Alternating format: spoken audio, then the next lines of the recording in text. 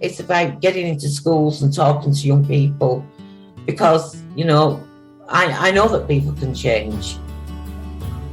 And it's about talking to people and getting them to understand and perhaps step back from violence and prejudice and whatever. And we just need to work together and keep on the good fight there. Absolutely. Hey there, guys. We are ecstatically happy to announce that we are associated with the Sophie Lancaster Foundation. The times are changing, and with the unfortunate death of Sophie, those changes have made a massive impact for the future. If Sophie was with us still today, I can guarantee what you are doing will still be reaching so many lives of young teenagers, young adults, and those who wish to be as different as possible. So thank you very much. To find out more about this incredible foundation and all the work they do, and more importantly, how you can help, head on over to www.sophielancasterfoundation.com. My name's Frankie. I'm James, and you're watching the Chronicles of with Tom and Jamie, and we are She Must Burn.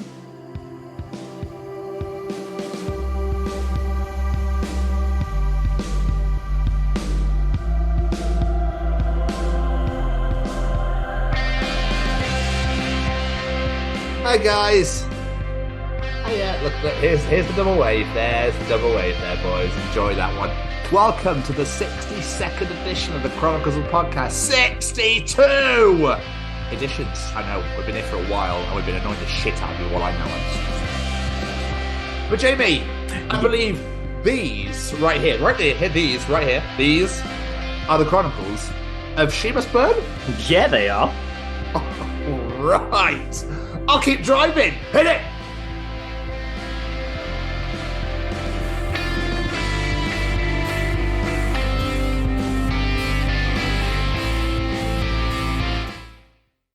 Jamie, should we bring that piece of resistance in now? I think we definitely should bring in that spooky piece of resistance. Was it spooky? Is it? Oh, because obviously it's the Halloween edition. It's Halloween week. My apologies. I mean, She Must Burn anyway, so here we go. Welcome to the Chronicles of She Must Burn.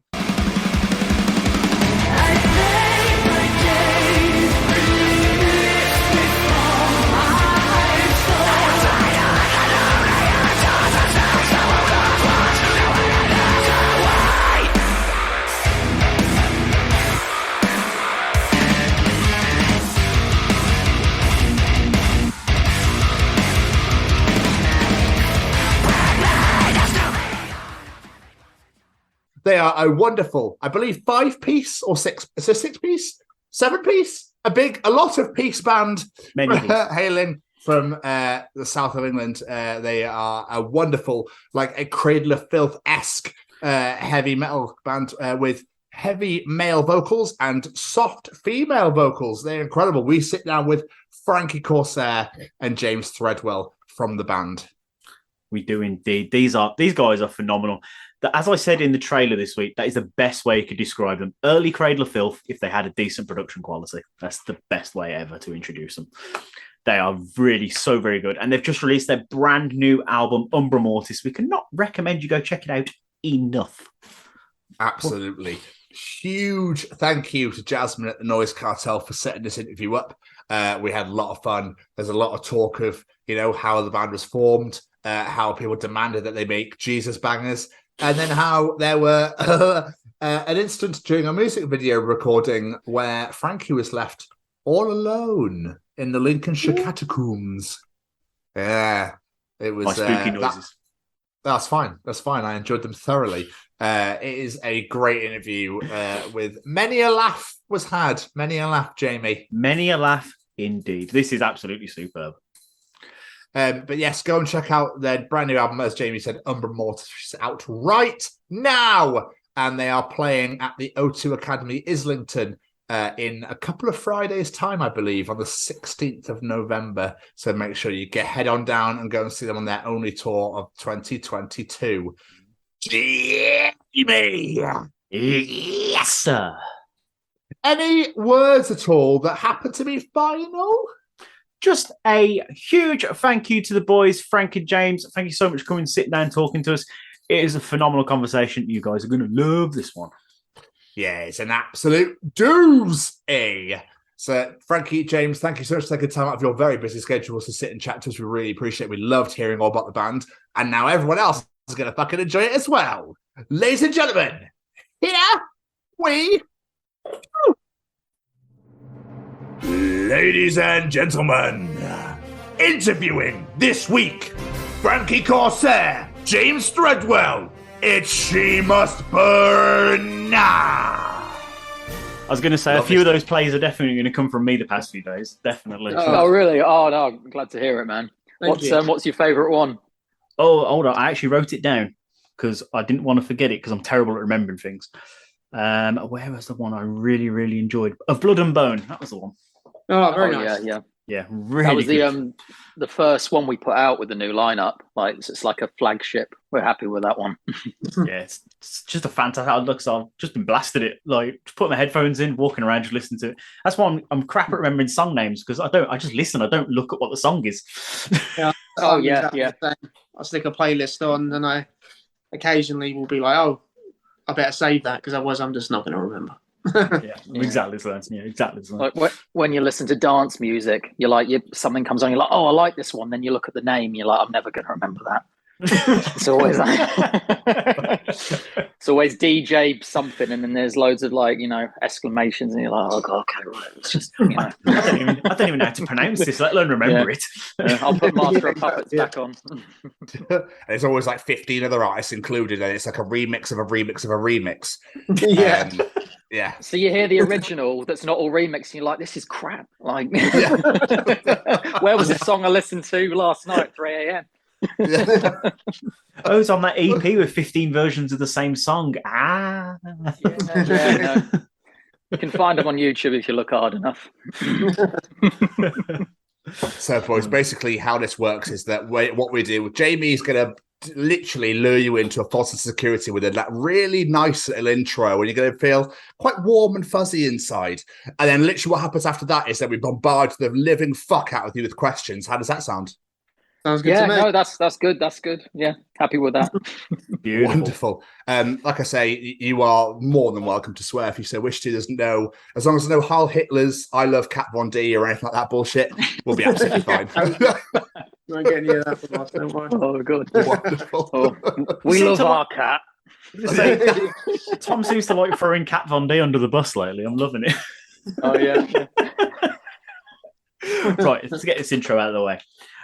Ladies and gentlemen, today we bring you two wonderful guests. As everyone knows, we like to highlight artists we think you should be checking out, and today is certainly no exception.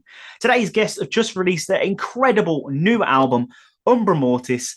Ladies and gentlemen, today we speak to the wonderful Frankie Korsair and James Threadwell as we welcome you to the Chronicles of She Must Burn. Hello. Thank you for having me. Hello. Thank you very much for joining us, sirs. Yeah, absolutely. It's a My pleasure. Second. Oh, stop it. You're way too kind, you two. By the end, this will be like, fucking hell, never again. Never again. Throw my phone at the wall. Oh, shit, I needed that. Oh, back to the geniuses. But I mean, the hardest hitting question of all, I think that everybody always wants to know the answers to is how was your pandemic last 2 years, a pandemic season, shall we say? It's ups and downs. Yeah, that's one way of putting it. Yeah, no, I mean, it sucks because of obviously, well, for 1,000,001 reasons. But if we want to speak specifically, like musically, it prolonged the album writing process by quite a bit because of the studio closing, and the producer we were working with was living with somebody that couldn't risk getting infected and stuff. So we didn't want to put them at risk. So we put off a lot of studio time, and it obviously messed with pretty much everything. But we used the opportunity. We basically took the opportunity to,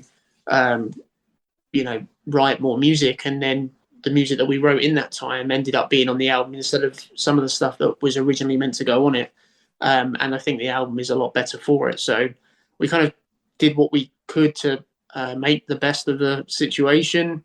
You know, I guess that's all there is to it. But obviously, it sucks because it prolonged everything by quite a long time, so years. So, and the same with the touring industry now. I mean, it's still, you know, we had to wait until it was viable to tour again before releasing the album. Otherwise, we'd have to go through the whole process again from the beginning before we could release something that we could actually get on the road with. So that's why we wait until now. But you know, but as well as that, obviously, it takes like quite a mental toll on everybody, and you know, sitting on a lot of this stuff for so long without being able to talk about it. People thought we were gone for good, I think, at one point, just because it's been so long. But we didn't want to be that band that just constantly posts, like, you know, small things coming in a long time, you know, because just constantly. So we just waited until we had everything, had all our ducks in a row, had every song that was done, every video was done. I mean, when was it, James? Like, Misery Eternal, that video was, we filmed that, like, what, last August? Misery Eternal, yeah, it was. Yeah, and Incantation was May before that. So it was, we've been sitting on this shit for fucking ages. We took the Def Leppard approach. We're just glad it wasn't Chinese Democracy, though, in the end. What did that album take to make? 10 years? Something like that, yeah. It was a very long time. Well, we're nearly halfway there, so.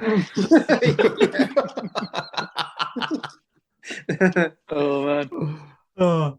But it's nice to see that, you know, you turned that negative into a positive. You improved on the album. So when you did get to release it, you're like, this is the best of us. I love it. It's great. Yeah, we're so proud. Every single track. Like, I just love just listening to it from start to finish. Just start with 9, go all the way to the end. Because particularly the track order as well, we discussed that a lot. We wanted it to really sort of take you on a journey, you know, dynamically, like message-wise. And I really think we did that. We're really happy with it. Yeah, exactly. But take us back, guys. Before we learn more about the band, let's learn a bit more about you guys individually. What did young Master Frank and James want to be when they were growing up? Was it always music, or was it spaceman, train driver? I don't know. For me personally, Frank, you want to go first? Yeah, I'll go first. Yeah, for me personally, essentially always music. You know, ever since I got my first guitar when I was, I don't even know how old I was. I must have been about maybe like 10 or something. And I used to look back then. I used to listen to, like, growing up, like my dad would show me music like you know, Guns N' Roses and stuff like that. As well as a lot of like the mod revival music stuff, like the Jam and things like that. They're the songs I kind of grew up with. So it was a bit of a kind of contrast there already. But then when I heard like Muse and stuff for the first time, I guess the heaviest song I had heard when I was a kid was probably, or the first heaviest song I liked must have been Newborn by Muse. And that was the song that made me like kind of go, I want to play like some heavy stuff. I just really like the style of the song. And funny enough, it does have that similar, like the piano work and stuff in that song is very similar to some of the stuff we do now. So it's kind of, it's always, that kind of stuff has always just stuck with me. But then I got taken by one of my family members to Reading when I was in school. And I saw Slipknot for the first time. And I'd never even heard of that band before. We were going because Offspring were there. And then Slipknot played on the same day. And it was when Iowa was coming out. And I think that was the first time I listened. That's probably like the heaviest music I've listened to date. And that was kind of life-changing for me, I suppose, because since then it's all been about the metal, you know, and the heavier stuff, definitely. And I think it just like seeing like people like bands like that performing, bands like them and Rammstein and stuff like that, like just seeing like the shows and the like, because for me it's not just the music, it's like the performance element of it is something I really like. The theatre of the shows is something that's always like been something that I really love, like to watch and want to kind of implement. And I guess that's what resonates with me quite a lot with this band as well, is Just there is a theatrical element to it as well. And given the budget, one day, hopefully, I can only imagine the kind of show that we'd be able to put on and what we'd want to achieve with that. But that's obviously just on the horizon dream. But yeah, I guess for me, it's always been music ever since I got that guitar and heard some heavy riffs. That's what I wanted to do. Love it. What about yourself, James? So my introduction to sort of music, my mum was actually the one that sort of got me into it. She gave me a Prince CDs and stuff, and Adam and the Ants, all that kind of stuff. And then one day I heard Appetite for Destruction, and that's when I was just like, I want to play the guitar. That was it. There was no going back after that one. So yeah, I really gave it my all and stuff. But in terms of what did I want to be and what was going to happen, I was actually going to go and study psychology. Wanted to be a psychotherapist. And so when I finished school, I was like, right, well, for my gap year, I was going to, go do a year of music college, sort of see how that went. And then after I got my teeth into it, I just went, fuck uni, and yeah, carried on with it. And I'm glad I did. You wouldn't want to come into a room with a load of problems and see me sat there, would you? So you never know. You never know. No, I'm a good listener. But yeah. So that was it. But I mean, yeah, sort of my musical journey. Yeah, it was so Guns N' Roses obviously got me into. I was really into rock and roll, but also band, like Motley Crue and Rat and Poison. All the bands that sort of make metalheads a bit sick. I was really into that stuff. Loved it. Which I probably can owe to a lot of the sort of extravagant approach to death metal, I suppose you could call it. But yeah, I loved all that stuff. But yeah, favorite bands, yeah, Fleetwood Mac, Rolling Stones, Motley Crue, that kind of stuff. So yeah, people are surprised when people come up to me and they'll list all these really brutal bands, oh, I hear this and you must listen to this, and just sort of I can't remember that Fleetwood Mac album.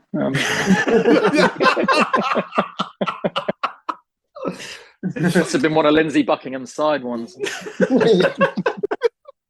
You find that quite often, though. People who play really heavy music don't generally listen to really heavy music. Yeah. No. Well, when you're doing it 24/7, you'd go bloody mental if that's also what you wound down with. You know what I mean? Yeah. Spend 6 hours in a windowless room with just blast beats, like a crash cymbal in your ear, and then you go outside, you put your headphones in, then oh yeah, I need more of that, Yeah, no. Has anyone got Enya? I need Enya. Yeah. We're losing him. Give him some Enya. His vitals are okay. He's okay. He's all right. Yeah. He's fine. Just finish him off some Phil Collins and he can go to bed. No. Oh. So who was it that inspired you to play the music that you play now then? Because obviously you don't listen to Fleetwood Mac and go, do you know what? I'm going to shred my ass off, Yeah. Well, yeah, what happened was, I mean, I tried my hand, with that kind of, sort of thing like that. But when you're doing it, you sort of, if you're doing it authentically, you're just sort of emulating something from the past, aren't you? There's not really, any progression. You're not moving through. So I sort of ended up in sort of rock bands that were kind of I suppose you call them post-hardcore / emo kind of stuff. So I did that, and then through that and just meeting people, one of my mates at the time came to me and was like, oh, these guys are starting up this band, would you do it? Would you do it with us? And I was like, oh yeah, so what sort of stuff is it? And they showed me, and I was like, I do like that sort of stuff, Bleeding Through, one of my, when it comes to heavy stuff, Bleeding Through, one of biggest influences when it comes to that, heavy kind of riffage. So I was like, yeah, I like the sound of that. This is cool. So yeah, sort of went into that, and then from there, and then they were like, oh, we play 7 strings, and I'd never picked up a 7-string before, and so then I was like, right, okay, and then yeah, I just sort of went away with it. So Yeah, when it comes to the actual song structures and writing, I think it's quite refreshing because I can look at it from a way where I understand that kind of music and I enjoy that kind of music. But because I have a lot of other influences, I maybe approach it in a way that a lot of people that are more sort of pure with that kind of aggression maybe wouldn't do it. And I think that's always a refreshing thing for me in the studio. And I love it even more because, like I say, because it's not what's always in my ears, I enjoy it so much. Like being in there and like, you know, and then getting that, you know, Pantera kind of feel when the groove comes in. What about yourself, Frankie? So with this, for me, it was a case of I've been in bands before playing guitar. I've been in bands doing as a vocalist. And then I saw that this band was like looking for a bass player. And me and James went to university together, went to music university together for, you know, a few years. We've known each other now for like maybe like 12, 13 years. Yeah, it's crazy when you think about it. But we always kind of just said that, you know, this is what we're going to do. This is how we're going to, you know, we're going to do it one way or another. And we've been in a few bands together as well, doing different genres of music. But then we got in contact again after James moved to London. I stayed on the south coast in Brighton, which is where I am now. And James was like, yeah, we're looking for a bass player. Can you do it? And I was like, yes, of course. I do it all the time. And then but then I did have a bass guitar and everything, and I learned the stuff, and then joined and you know, the same thing what James said. Like I listen to a lot of heavy bands, but I find like more, even though we have technical elements, I do resonate more with like stuff that can be a bit more formulaic in sections. Like I like to know when the breakdown's coming or when the chorus is coming. I like to be able to sing along to something every now and then.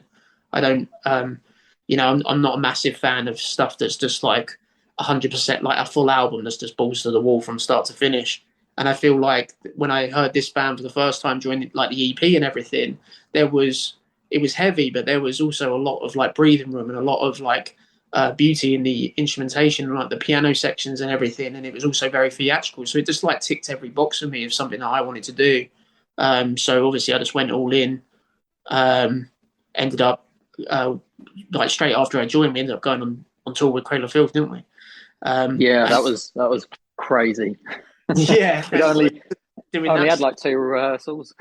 Yeah, it was just with you guys. Yeah, I had. Yeah, and it was like nerve-wracking, but it was kind of in that kind of chaos and in that kind of speed in which everything happened, and in you know, getting involved in music and learn like meet. It was kind of odd to think that when I went on tour with the first time with this band, I didn't really know anyone in the band, but it was great because it was all of that chaos together. Just I don't know. I don't know. It kind of bound my soul to it a little bit. You know, kind of to be able to grow with it. It's just been from the very beginning. Is just and that's kind of how I ended up in the band, I guess. When you were saying at the start that you were also a guitar player, I had these visions of you two playing like rock, paper, scissors to decide who's going to play the bass in the band. Oh yeah. Unfortunately, James was in there before me, so he got shot up. Otherwise, he'd definitely have the bass in his hands for sure. No, I actually, you know what? It's funny. I say that jokingly. You know, we make a lot of bassist jokes. You know, or I do at least. But in reality, like when they first asked me to like come and audition and stuff, and I started like playing it and everything, you know, some of the stuff is incredibly hard to play. Like some of the you know, the string skipping stuff that we do and all that kind of stuff is very hard when the strings are like that far apart. But like there was just something in it for me that I ended up enjoying it a lot more than I did like learning like lead stuff on guitar. I prefer like I love the synchronicity between like playing bass and having a drum kit and just like kind of feeling that kind of like that synergy, like the rhythm sections all just kind of coming, like there was just something in it for me that I just didn't actually preempt, and I got a whole, I don't know, I get something out of playing bass that I just didn't, that I didn't actually preempt, and so I'm in it for the long haul with this. I think if I knew how I would feel now, I never would have wanted to play guitar in the band to begin with. I would have always just gone for the bass. Maybe I wouldn't have even like put as much work into the guitar and just started to focus on the bass right from the beginning. There's something in it for me, for sure. I love it. I love seeing people be passionate about what they do, especially when it takes them by surprise. It's great. Yeah. No, it definitely took me by surprise.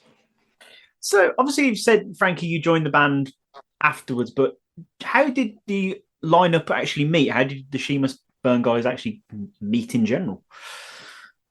James, you answer. The current band lineup or the previous current lineup? Well, current lineup, yeah. Yeah, cool. All right, James, you can tell that story if you want. Oh yeah, right. Got to go way back now.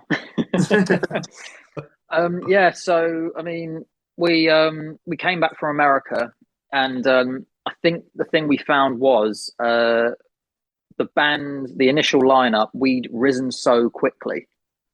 So it was like we just sort of come out the gate, and then immediately it was like, you know, we were on the Cradle tour, and then we got picked up by the US label Artery Recordings, and then they sent us out to America, and yeah, everything just happened very, very quick. And then it's a bunch of people that have known each other like 5 minutes, and it's like you start to realize, like, you know, who's, you know, it's like throwing it, like, you know, everything into just like one small space, and then you start realizing like who's in it, you know, for the long haul, who's, you know, doing the sacrifices. Like inviting the inviting the mother-in-law for meeting her for the first time on your caravan holiday, and then in the caravan with her for fucking 6 weeks. Like that. I mean, I love those guys. You know, we're all still really good friends, but yeah, it just, you know, it got to a point, you know, that it was just so high pressure. And I think we sort of came back, and then we had Download to do. By that point, I think our old singer Joe had he'd sort of been through the ringer a fair bit, and yeah, so we had a fill-in guy called Marcus. He was very good. Had him for the Download show, and then we had a lot of stuff happen with the label. Warner Brothers did a takeover of that, and it was just at the wrong timing because we just released Grimoire, and as they came in, all that was happening. Like, you know, we didn't have access to the resources and everything we needed that was, you know, planned for this release. So after that, you know, Frank and I, we just sort of stood there, and we were just like, right, let's not rush this one. Let's make sure we do it right. Let's get the right people, you know, make the right album. And yeah, so that's how we just really ended up taking our time. I got talking to a promoter and just said, hey, you know, we're looking for a new vocalist. Like, you know, who would you recommend? And he sent me Kyle. And the minute I heard his voice, I was just like, that's what we want. Like, that's the direction. The range he has, the emotion, and the way he can just generate that just disgusting low power and then go all the way up to like banshee shrieks. Like it's just, and just move seamlessly. Like it was exactly what we needed. So yeah, so I ended up going down, meeting him at a show and just saying like, hey, you know, would you be up for doing this? And he was like, yeah, definitely. So we got with him involved, and then we were looking for a new keys player and to do the clean vocals. And a friend of mine from London called Tim, shout out to Tim, thank you for doing me a solid with this one, said, I was like, yeah, man, like I just can't seem to find anyone. I mean, Frank, we went through so many people, didn't we, these auditions?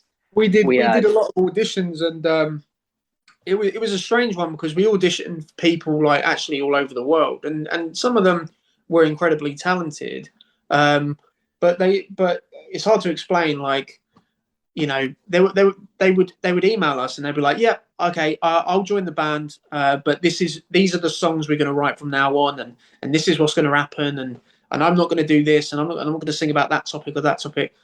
And it was just kind of like really overwhelming. We're like, whoa, like, you know, let's just see if we actually like get along, or why don't we have a call? Why don't we, you know what I mean? Like, why don't we have a Skype? But it was like, there were like lists of demands and stuff. Yeah. It was really peculiar. What was that one email? she turned around. She was like, "Oh yeah, so now it's got to be a Christian band." And we were like, "What planet are you on?" She was like, she was a great singer and everything. And she went, "But I just want to get one thing straight before I join." I was like, "What's that?" She went, "I only sing about Jesus." And I was like, "That's fair enough, but that's just not what we're looking for." I was like, "We don't really sing about religion and stuff." And she went, "No offense there, but let me stop you. It's not religion." I was like, "Okay, all right, it's not religion, but it might not be religion and it might not be Christianity or whatever, but it's not what I don't think you're gonna." What we sing about, we don't sing about we actually don't sing about like Jesus and stuff, and we don't sing anything that's derogatory to religion or anything either. Like we just kind of avoid the political thing, and we go for like the storytelling thing.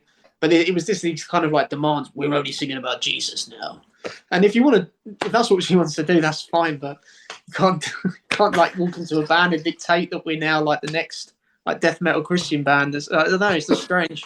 It's strange. Could you write like a massive "fuck you" song to her? Just went out without even realising.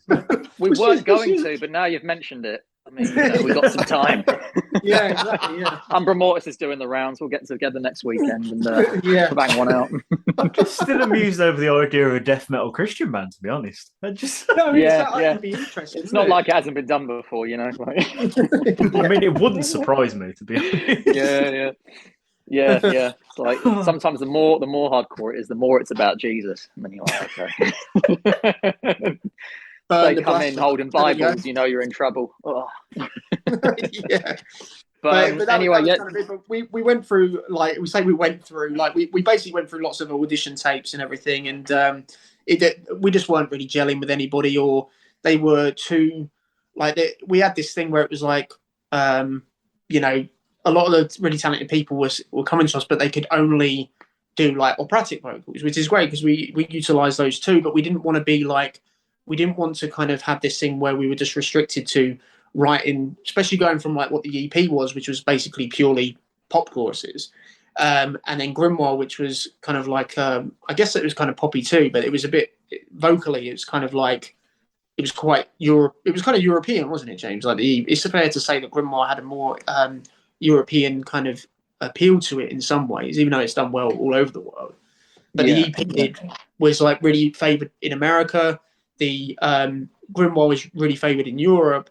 And then when Valis auditioned and she sung like the operatic stuff, we were like, that's amazing. But do you have the ability to kind of go the other way with it? And then she sent basically a Christina Aguilera version of the EP, and we were like, okay, we were just floored. We were floored by that. So we were just like, right now, because you can do both. Now we can get the whole purpose. We'll get Grimoire, we'll get the EP, we'll get the best of both worlds, and then we'll take a step up and try and evolve from that, and we'll just cover everything. And after all this time, it's definitely worked, because looking at the stats for the song so far, it's just it isn't just restricted to America or restricted to parts of Europe. It's literally everywhere. Like we've got we're having at the moment a bit of a surge of Japanese fans at the moment, which we've never had before. So it's just crazy. But that's essentially how Valet. We said, yep, let's meet up. She was in London. We met her at the pub. A business drink, and 10 beers later, we were a bit worse for wear, but we knew at that moment that I love you. I think you should join my band. Yeah, that's pretty much it. That's the PG version of the story. Yeah, so we were a strange undertone. We got very drunk, and people were sick, is what we were. People were very ill. But that was. That's pretty much it. Yeah. So it was awesome, and we just knew then that because we could gel on a professional level, and then just drop the band talk and business talk, and then just immediately be like we've been mates for years. That's the combination of things you need in a band, because we know of bands and we've been in bands with people where you get along with them on a business level, but you don't gel outside of that, and everything's very formal, and that makes touring difficult. Like it does, just because not because you hate each other or anything, but just because sometimes personalities don't really like, you know, they don't quite. It's like odd jigsaw pieces, you know. So it was great. Exactly. Yeah, so that's why Valis was a great addition, and Jack, the other guitar player, like he was actually working with us, just writing bits and pieces with our previous guitar player, and the previous guitar player was like, you know, I just kind of want to go and do. He basically just wants to go and write music for himself and not release anything. He didn't really, after doing the US tour and everything, it was kind of like he just felt like he was like, you know. I've done the bucket list. Now I just want to like do my own thing. He had a particular direction he wanted to go with it, wasn't it? It was a lot more. I don't know how to describe it, but it wasn't like aligned with what we were doing, and so we were just, you know, he's a great guy. So he went to do that, and like Jack was working with us at the time. We were like, "You want to join?" And it was and then it was just. God, when it all came together, do you remember like those first studio sessions? Like it was just the chemistry was just everyone was just in those very early it was crazy. We wrote a Blood and Bone, didn't we? And then we wrote a Blood and Bone before anyone was most of it before anyone was even in the band, and then we just finished it off when the vocalists were there. But we started that, and then you know in those early days we wrote the Bones of Souls Asunder as well, didn't we? So there was quite a lot. But while we were still getting everything together, there were bones of songs that are now the songs you're hearing on the album, or at least, you know, the basic kind of idea of what those songs are going to be. While we were still getting everyone together, and I'd say with Steve, our drummer, I don't know how he came to be. I think he just materialized like magic, and he appears exactly when he's needed. And like he's the nicest guy you'll ever meet, and he's an absolute godsend for sure. But that's the lineup. I don't actually know how Steve. I think Jack recommended Steve, and so did Kyle, because Kyle and Jack had worked with Steve in previous projects, and they were like, not only is he an incredible drummer, but he's probably the nicest person in the UK. So I was like, okay. I'll see it. I'll believe it when I see it. And they were right, definitely. He's the nicest person in the UK. That's just a testament to you guys, though, and how much this project means to you. Because the fact that, you know, you've had to pretty much replace the entire band minus you two, but it's still the same band, it's still the same song, it's still the same work ethic, because it shows how much you believe in what you do.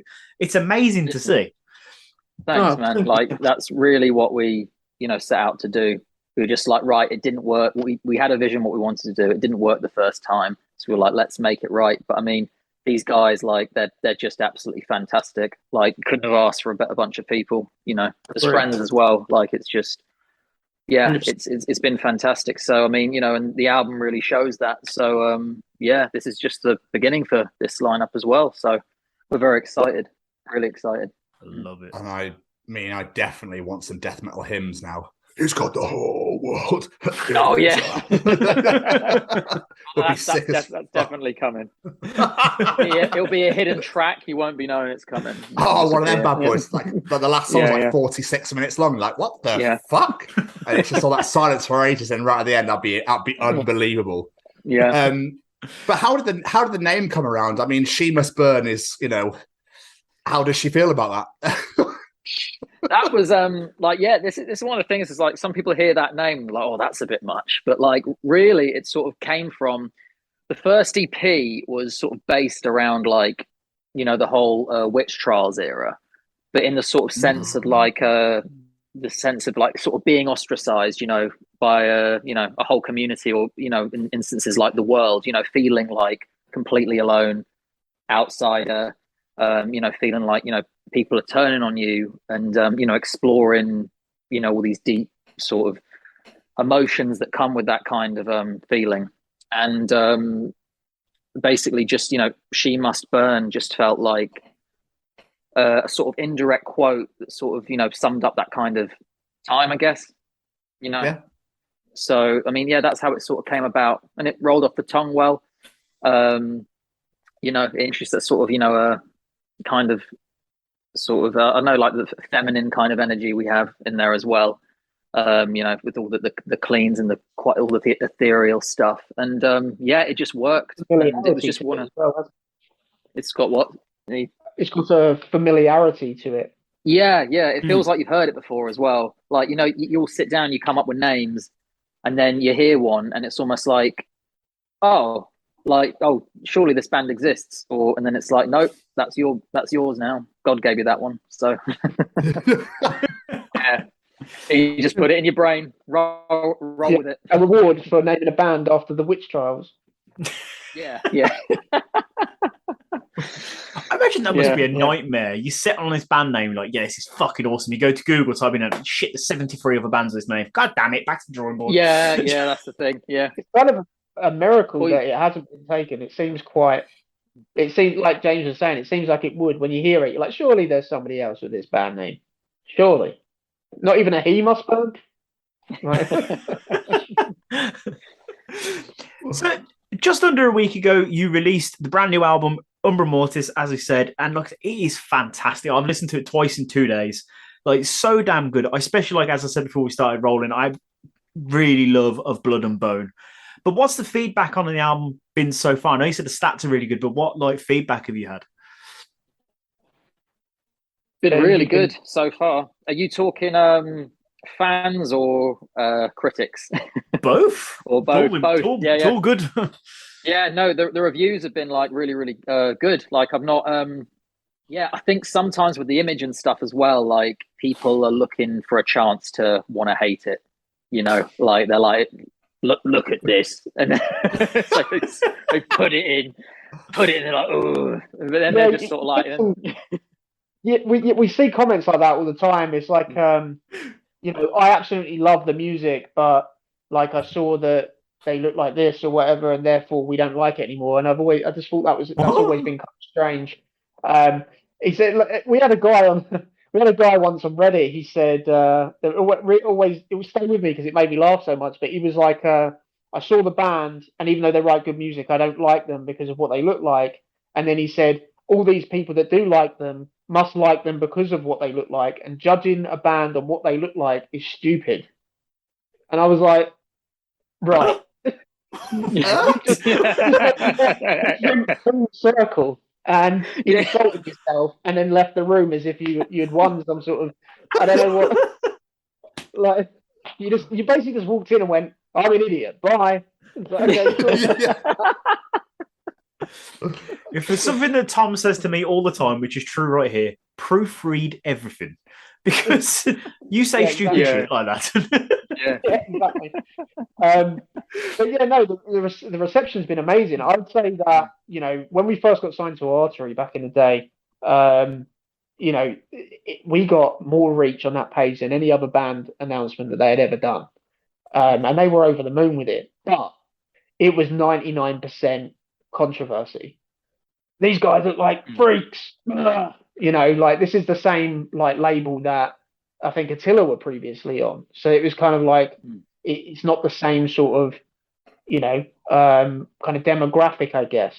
Like, I don't know how to explain it, but like other bands, it was either kind of like, kind of like the proper kind of deathcore scene, or like the techno scene, or the, or the, I don't know what kind of genre you would say like Attila was, but for some reason, fans of bands we won't say which bands they are because no point. But there's sometimes fans of certain bands you can just tell are not going to be into you, as if some sort of like gatekeepy stuff, But it was really controversial, and loads of people were like arguing about whether we are good, or whether Joe looked like the Joker, or whether he looked like some other character that they had seen in some other film, or whether he looked like this, but it was good because it was to be acknowledged in music in that way, even if it's sometimes quite negative. It's kind of like the fact that people feel the compulsion to have something to say about you is a good thing,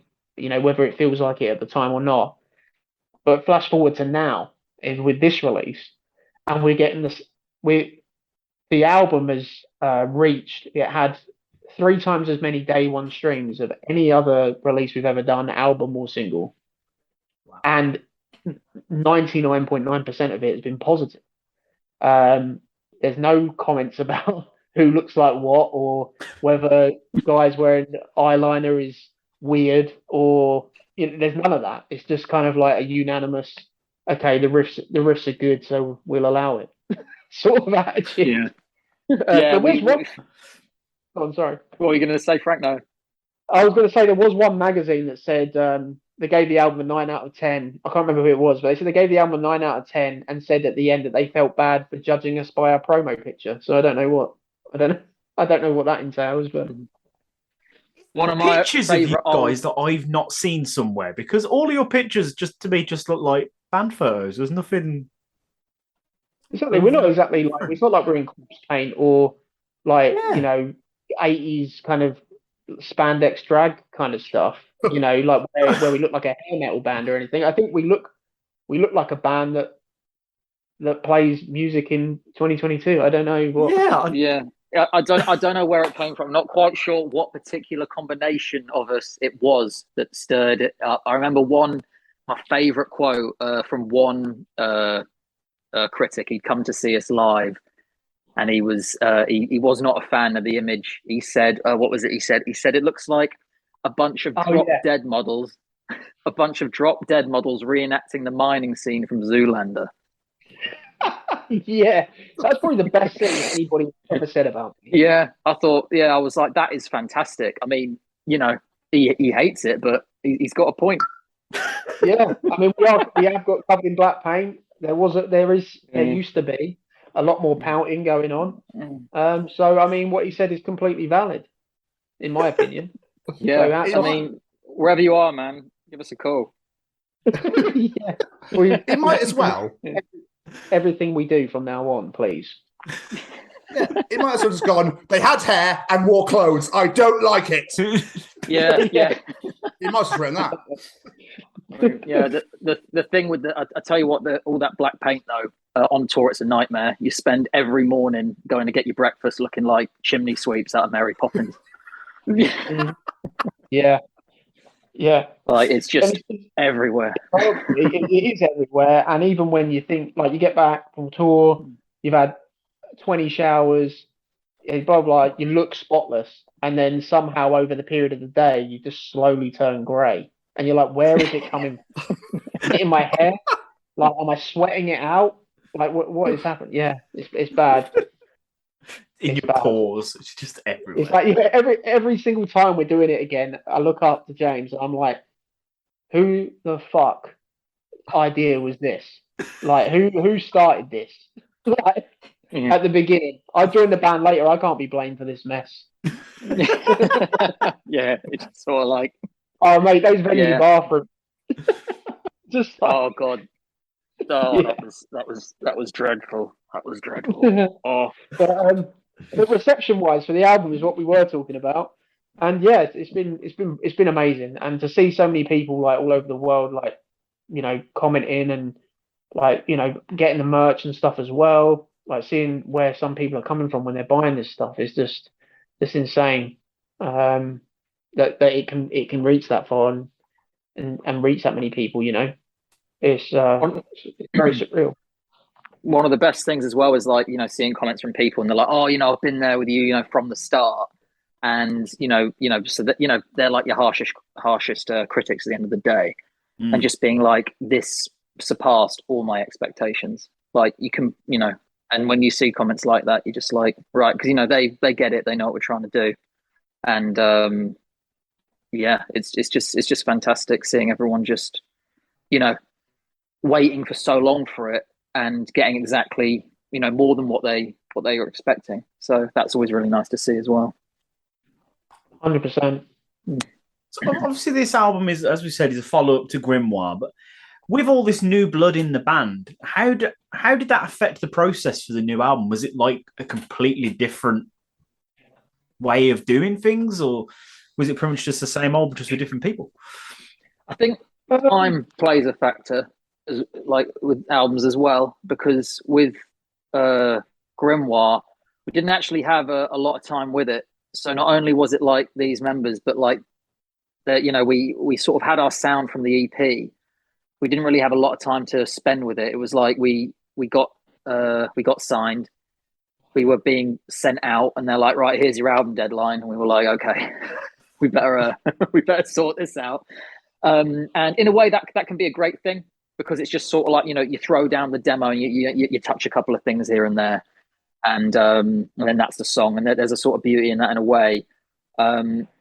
But I think obviously, with the amount of time we had with this record, it's just been great to just give it the time.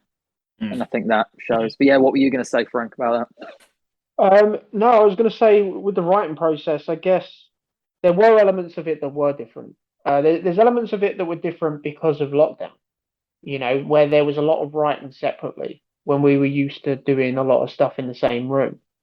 But then at the same time, some of that I found beneficial, because if you have sometimes you find that if you've got, especially when there's six members in a room trying to decide how the next riff should come in or when the breakdown should be, it can be like, too many cooks sometimes.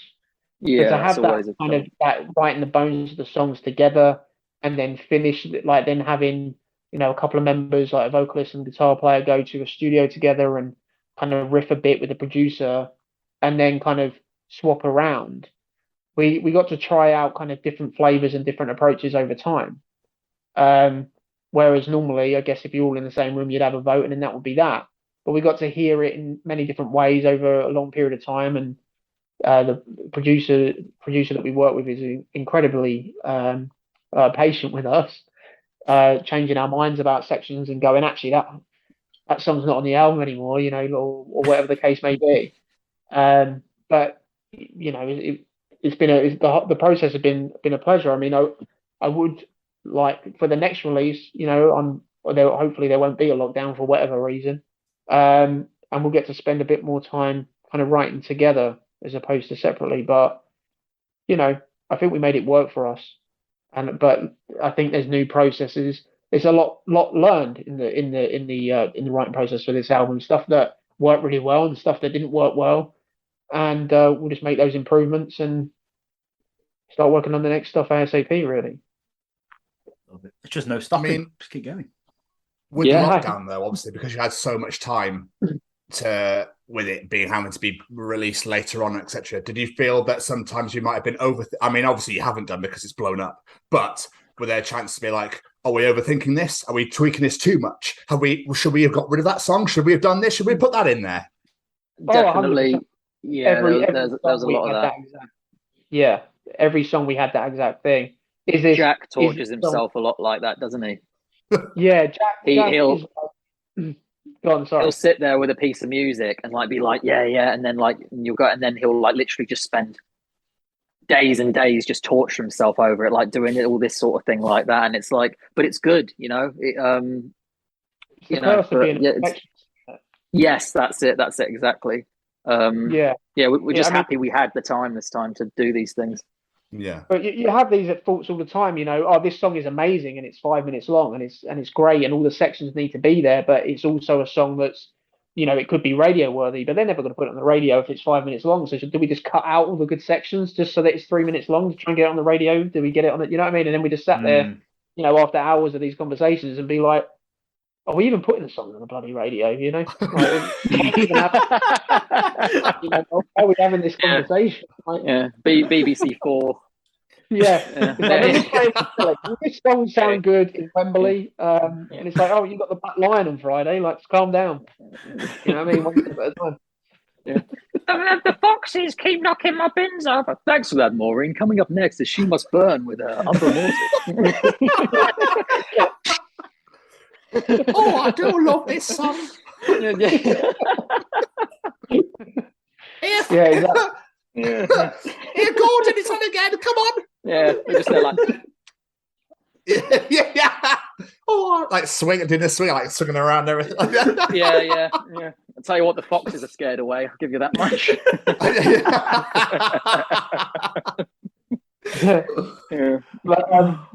So to answer your question, in short, every single song we go through that process, and have we done, is that too much? Is especially with vocals, Carl and Valis doing a lot of synchronized vocals and singing over each other. Sometimes with the instrumentation and the orchestration and all that stuff going on with the blast beats going, you were like, is that just as it just become like a, do we need to take something out? Like, do we need to?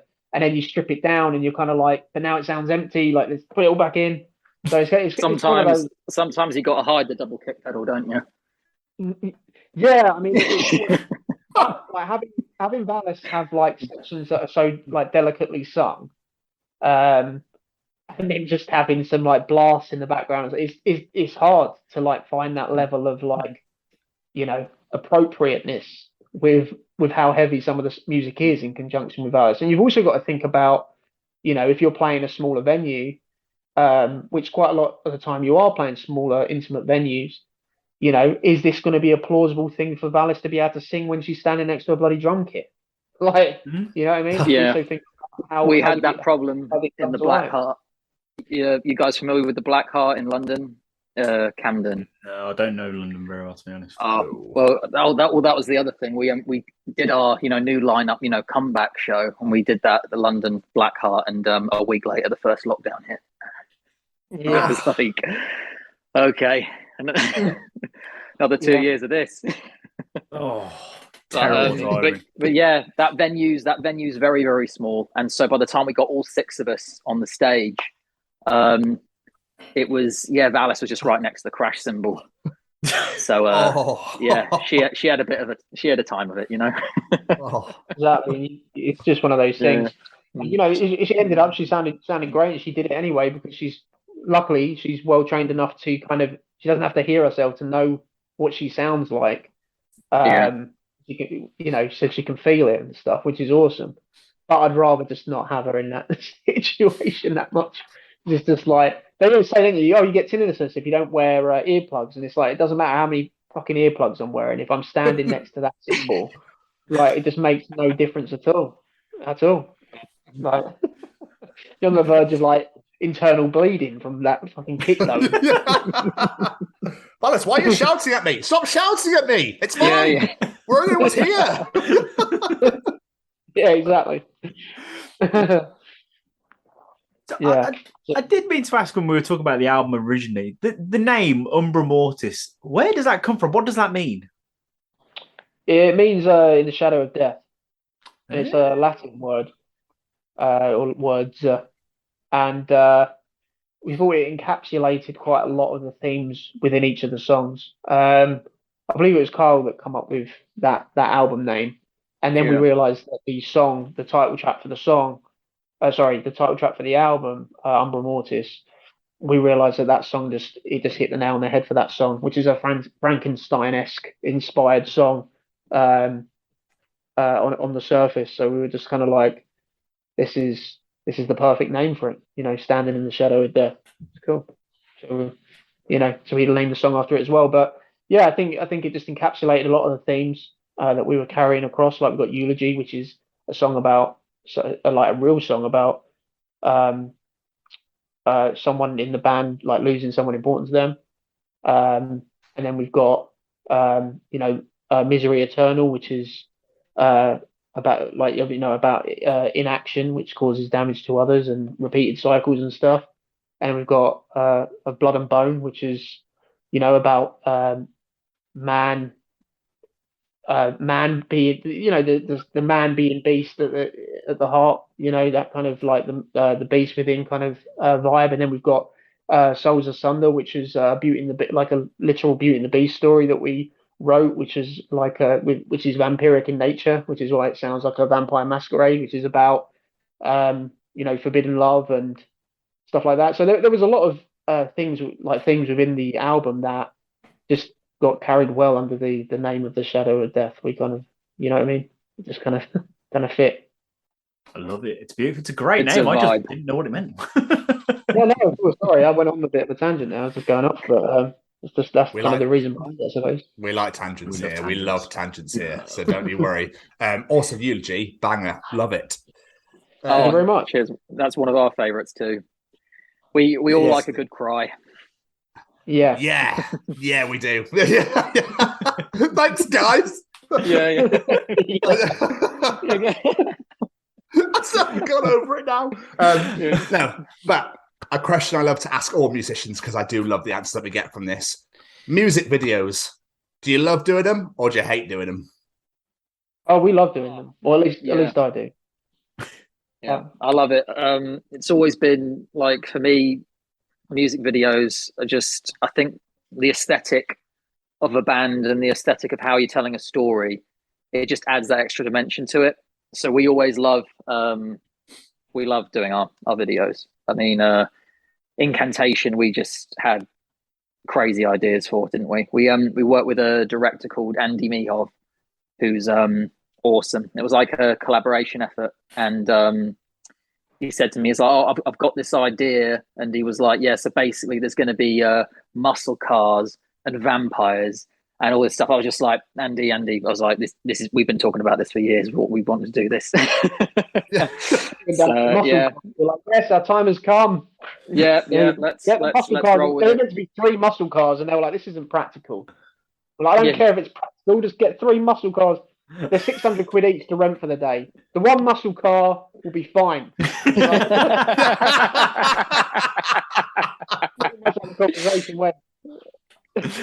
Yeah.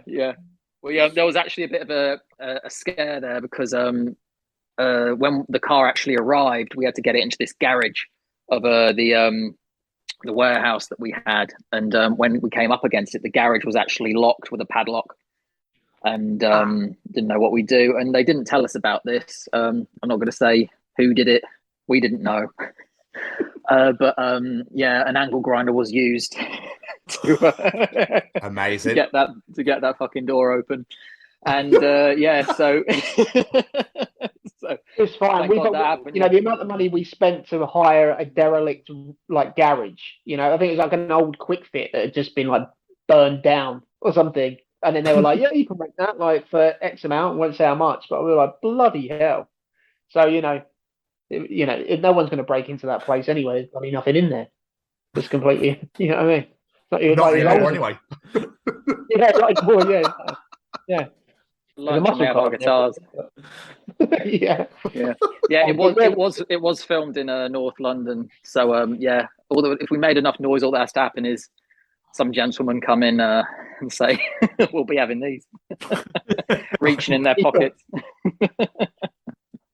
But yeah, the music videos. I always love like sitting there planning them. Like we worked with Andy Mihov, also known as Andy Michaels, for the first one, Incantation, and then we did Eulogy and Misery Eternal up in Lincolnshire, and we went to this place that was just this like derelict like building. Like if there was I'm not a person that believes in like ghosts and spirits and stuff, but if anywhere was going to have ghosts, spirits, and demons, it was going to be that place, because it had underground tunnels and stuff where like that led to like chapel, like used to lead to like chapels. So like they used to have churches in Lincolnshire that are all linked together with these underground tunnels, so that they could move between the churches without going over land when they're carrying like valuables or when they're escaping, raids or whatever the case may be, or even just doing their like sermons and stuff. It's just a safe passage to get from one place to the other. And the building had practically fallen to pieces, but these tunnels were still completely intact. And you could go down and you could walk down these tunnels for like 10 minutes and you wouldn't be able to see in either direction or how far left there is. It was like horrible. In fact, you can see in that level, you can see some of the rooms that we went into down there in both Eulogy and Misery Eternal, because we filmed a lot of the videos a lot of those 2 videos in different parts of the buildings, because it's like the grounds is huge. So we could just go from one side of the building and film a bit here, and then go to the other side of the building and film a bit there, and you wouldn't really be able to tell they're the same place. But we filmed the scenes with Eulogy where Valis and Carl were singing into the mirror. We filmed it in the chapel underground, and there's actually a scene in that video where it's actually made it into the video as well, where we set the lights up and we took a step back and let the light just be on Valis, and then Sean Hodson, who's a guy that did the Loki films, who did these videos, was standing filming it by the side of the light, and we see these shadows like run in front of the camera and block the light just for a split second. But it was just like, it just didn't make any sense how that could have possibly happened.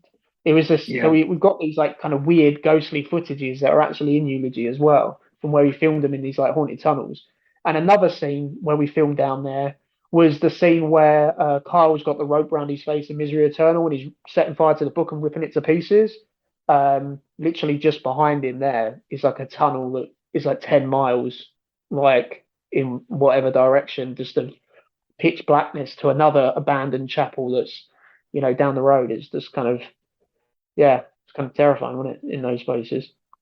Yeah, it was there's a strange you go like on the upstairs in the actual manor itself, it's actually like you can feel something there, but it's almost quite welcoming. It's like quite a welcoming presence. But then when you go in the basement, things do get a bit weird. Fuck off. Yeah. Yeah, I mean, it's funny, isn't it? It's one of those people. Like, I don't believe in ghosts or nothing, but I went downstairs and I was just in the room, like sorting out some of the bits for this scene, and then I realised it was really quiet, and I was like, "Hey guys, anyone down here with me?" And there's just nothing, and I realised the guys had gone upstairs, and between where I go upstairs, I've got to go through 3 corridors that are just pitch black, and I was just like, even someone who doesn't believe in ghosts just doesn't want to be down there for that long. You know what I mean? No. Like, just in case. No one wants to be the guy that's wrong. It's like, yeah, I don't believe in ghosts and spirits, but and demons, but I mean, let's just not take the chance. Let's just get out of here. The first one. And get out of here fucking quickly as well. There was an eeriness down there. There was a lady that used to own the house. Who was like an alcoholic, and she used to drink, was it gin? Gin, yeah. So she used to just like neck these bottles of gin, and then she used to dump them in these corridors under the house. It's like something from H.P. Lovecraft, the mansion with the thing underneath, the previous tenants, something being weird with them. But the fact that this woman lived there on her own, drunk all the gins, went downstairs with the bottles and put them in like crates, and then took them downstairs and just left them in these abandoned tunnels. So there's just these like hundreds of jars of like gin, like or empty gin bottles down there. Just really peculiar. It looks like it's a set. Yeah. Yeah. No, have you in the country you've seen all there's too many bins for that. you got to walk half a mile out of the driveway. Yeah. So you end up with a basement full of empty booze bottles. Yeah, exactly. Yeah, no glass recycling up there. So it was either throw it on your doorstep or throw it down the cellar that you don't go into because it's got demons and goblins down there. I know which one I'd do. Just straight down the stairs. You get your Ouija board out. Bands making videos. Yeah, exactly. It's stereotypical kind of going to places that people say are haunted. Blood and Bone. We filmed that with a guy called Adam, and he is his company name Video Inc. was the company, wasn't it? Adam Barker, isn't it? Yeah. Adam Barker. Yeah. So we did the video for a Blood and Bone there, and that was that's Newsham Hospital. That's an abandoned asylum. We actually had to wrap the video up because bloody like Derek Atkora turned up with Most Haunted, didn't he? He was like, we're in it. We had to leave.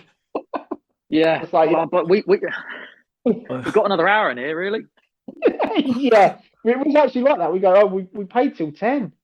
No, Derek Agora's in at 9. So, but he could sense ghosts, but he couldn't sense we were already here. Yeah. Really got no sense of time, those ghosts. Yeah. It was just like I remember going on that ghost tour with that guy, and there was this really like tight spiral staircase that just went all the way to the top of the building. It was eerie, and it was all metal and like falling apart. And it kind of reminded me, I don't know if you guys play video games at all, but you ever play Outlast? No, I'm not playing on. Oh, okay. It's like it's a game set in the asylum. I guess it's kind of irrelevant. You haven't played it, but it looks exactly like that. But this guy was telling us the ghost stories in the building. He says, 10 people have died, walking on these, like coming down this staircase. And everyone was like, "Oh, that's creepy." And I was just like, is probably the most dangerous staircase I've ever walked down in my life. It does not surprise me. What's surprising about this staircase is that more people haven't died on it. That's the thing that's scary. Is that only 10 people have died here. That is the scary thing. It was literally just like holding on for dear life as you go. It was essentially a slide, a rusty slide. Yeah. That's what it was. One of the stories, a nurse was pushed down the stairs by a spirit. But it's like, if you whack me in stilettos and told me to climb down, you get the same result. That's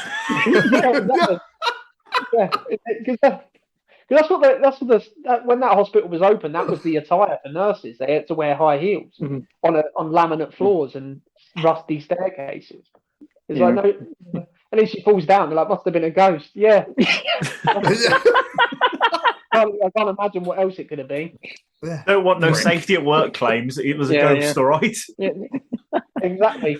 But yeah, it was. Yeah, that place was freaky as well. It didn't give off that like much of a kind of scary vibe, but you go around the place and there was lots of stuff set up where people had gone into different rooms to do seances and stuff, and just left the things. You'd go into kind of like deserted rooms that had all the I don't know, I guess where they were doing like Ouija boards and stuff with the circles of chairs and tables and shit like that. You know, they either left earlier in the day or they've all been abducted by something in there, but I guess we'll never know. Guess we'll never know. We'll never know. Incredible. So, guys, as we start wrapping up, if people are listening to this and they want to go check out She Must Burn, are there any particular songs you might encourage them to check out? Any that stand out to you for whatever reason? James? You go. I'm actually pondering that one. Okay, yeah, sure. I mean, for me, I think that listening to like the intro track and the Rats in the Walls, you know, going from like, I think the intro paints a nice picture before going into like kind of what the band's. I think that Rats in the Walls actually encapsulates what we're about as a band like pretty well. But other than that, I guess there was something in there for everybody. Like that's kind of what we were trying to do anyway. And I would say that Misery Eternal is definitely something that I would recommend to people. Umbra Mortis as well, or the Rats in the Walls. Those are the 3 songs that I would probably recommend. Yeah, it's the same with me with those ones. The way that 9 goes into Rats in the Walls is incredible. I just love the way that this album comes in. It takes you on a journey. I love the groove in the verses. And yeah, Misery Eternal, another favourite. Oops, sorry, that's my phone telling me it's running out of battery. So we're just in time.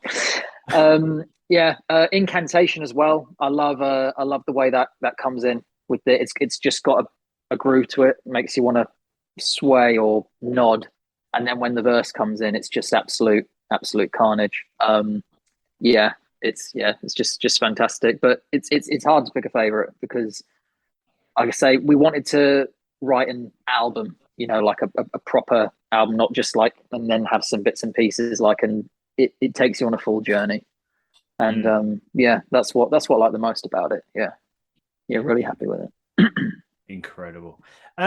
Before I just pass on to see if my lovely co-host has any other questions, is there a tour planned? Anything else coming up? I don't want to say what's next for you guys. You've literally just released an album, so is there a tour? Is there a tour planned? So we have the show in November, 18th of November, which is it's our headline show, but we're using it as like an album release celebration show, and it's going to be the first time that we play anything from the album other than A Blood and Bone live. So the first time we played like Misery Eternal live, Incantation, all those songs other than A Blood and Bone. So I if anyone's in the London area, I definitely recommend coming down. It's going to be bloody awesome. But James, I'll let you finish what you were going to say. Sorry, mate. Oh yeah, no, I was just going to say, this year that's the show, London album release show, 18th of November. It's the O2 Academy, Islington 2, and be the first to see these live. Amazing. Yeah. As for tours and stuff, there's nothing we can say at the moment. It's more kind of what ifs and stuff for next year, and looking at like what options we have and places we can go. But there's there's all kind of places that have been brought up from parts of Europe like Norway and Germany and the States again. So we have the potential to get around quite a bit next year for sure. Well, if you ever come in the Birmingham area, I shall be there. Of course, Fantastic. UK too. I said that as if UK, of course, is like for us, it's just something that it goes without saying. Like UK is definitely on the agenda, and we'll probably be in places around the UK next year before we're anywhere else. Sorry. So if you're a fan in the UK, then you'll definitely see us soon for sure. Incredible. Mr. Stevens, do you have any more questions for our wonderful guests? I do have one final question for both of you. Is that when obviously you were younglings growing up, loving guitar and Guns N' Roses and Fleetwood Mac, etc., did you ever think that when She Must Burn was born, that this is where you guys would be today? I would say no. The realist in me would say no.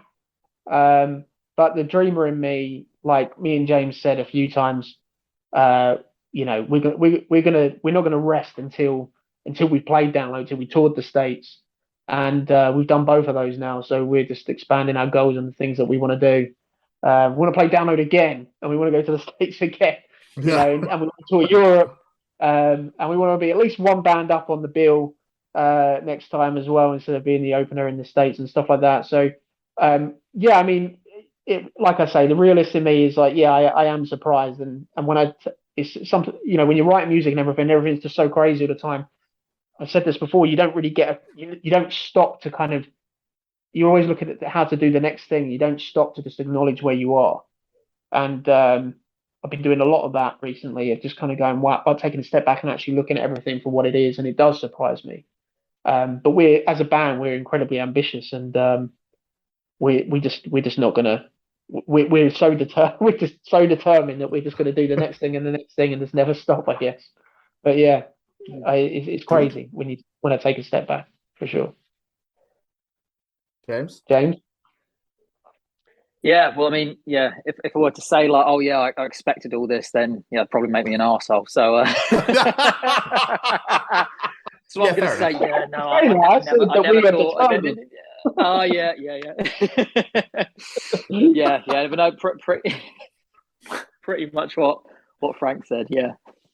Amazing. You're saying Download. I think you guys would go over so well at Bloodstock. I think. Yeah. I think that's we'll look into that for next year. Definitely. Definitely. That's a fantastic festival. Yeah. Wonderful. It's surprising that we haven't played it before already, but but I think that this year for festivals and stuff is on the up. We're working with Echelon at the moment, booking agent, and they're really great, and they're putting us forward for everything. So if we're not on a bunch of festivals this summer coming, like I just find it hard to believe that we wouldn't be, like, after how the album's gone down and the connections we've made, and I think we're in good stead to be able to. I think. Fingers crossed, boys. Sure. Fingers crossed. Before we let you go, any plugs, social medias, anything you want people to go check out? Check out our Facebook. Just type in She Must Burn into Facebook. You'll find us on there. And at She Must Burn Official on Instagram. We're trying to get in the swing of doing TikTok, but posting 30 times a day is just really difficult. But and obviously, of course, check us out on Spotify as well. And just come and say hi. We like talking to everybody on our socials, as you'll see if you scroll through the stuff. And we hope that we'll be with everybody soon in their hometowns, wherever you are in the world, for sure. Wonderful. We can't wait. Yeah. Check out Umbra Mortis and enjoy. Yeah. Oh, and we'll see you in London if you're in the UK. Come down in November. Definitely. Boys, this has been wonderful. Absolutely wonderful. It's been a blast. Thank you so much for taking the time out to chat to us. Yeah, we've really enjoyed ourselves. Boys, pleasure. Thank you so much. All the best with your future endeavours. I'm sure our paths will cross again in the future. Hopefully the album hits the 1 million. And we'll speak soon. Yeah, definitely. It's been a pleasure, guys. Really enjoyed chatting. And pleasure like the album. Yeah, hopefully see you soon. Definitely. Definitely. Absolutely. Thank you very much, guys. Have a good one. Cheers. Thanks very much. Take care. See you you later. Bye. Bye-bye. I say it every week, and I'll say it this week. What a glorious conversation! Yeah, it just we loved it. We just love it. Like, we have so much fun each and every week. It's absolutely incredible. James, Frankie, thank you so much again. Everyone, go and check out She Must Burn right now. It was great. Jasmine, again, thank you so much. Noise Cartel, huge. Go and check those guys out as well. They are phenomenal with all their PR and publicizing or whatever else. And we hope that you guys, all right, especially you guys, enjoy listening to it as much as we did recording it. All right. Is this thing on? Well, howdy doody, everybody. This is Braden Berry from Say We Can Fly, founder of Stay Cozy Clothing, your one-stop shop for the coziest, most fashionable hoodies, t-shirts, and more. Gosh, Mickey. That's right, folks. And we're proud to say that we are now sponsoring the Chronicles of Podcast. Ouch. Hosted by Tom and Jamie. Like, you can get 10% off, man. That's right, Shaggy. Just use the special code, The Chronicles, at checkout. Oh, boy.